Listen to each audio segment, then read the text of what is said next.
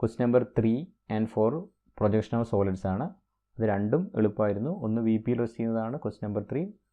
അത് pentagonal pyramid എഡ്ജിൽ V P rest ചെയ്യുന്നതാണ്. അപ്പാരൻ്റ് ആംഗിൾ വരുന്നില്ല.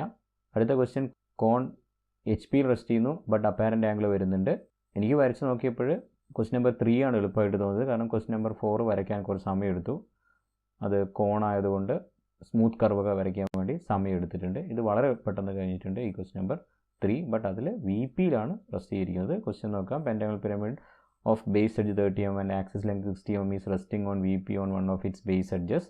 അതുകൊണ്ട് എക്സ് വൈ ലൈന് മുകളിലായിട്ട് എഡ്ജ് വരുന്ന രീതിയിലാണ് പെൻറ്റഗൺ വരയ്ക്കേണ്ടത്. പാരലായിട്ട് വരയ്ക്കരുത്. അതേപോലെ എക്സ് വൈ ലൈന് താഴെയും കൊണ്ടേ വരയ്ക്കരുത്. ഇതാണ് അതിൻ്റെ ഫസ്റ്റ് സ്റ്റേജ്.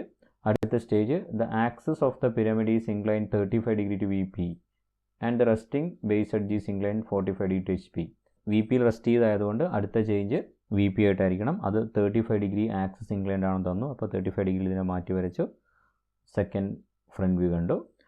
അടുത്ത സ്റ്റേജിൽ തന്നിരിക്കുന്നത് the resting base edge is incline 45 degree to H P. അപ്പോൾ സെക്കൻഡ് സ്റ്റേജിൽ നിന്ന് തേർഡ് സ്റ്റേജിലേക്ക് പോകുമ്പോൾ അപ്പാരൻ്റ് ആംഗിൾ വരുന്നുണ്ടോ ഇല്ലയോ നോക്കണം.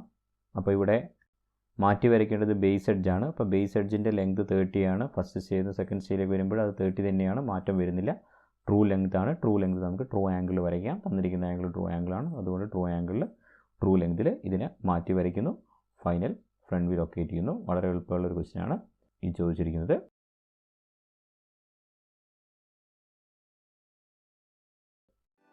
Thank you for watching. Please like, share and subscribe. Doubts ഉണ്ടെങ്കിൽ കമൻറ്റ് ചെയ്യൂ.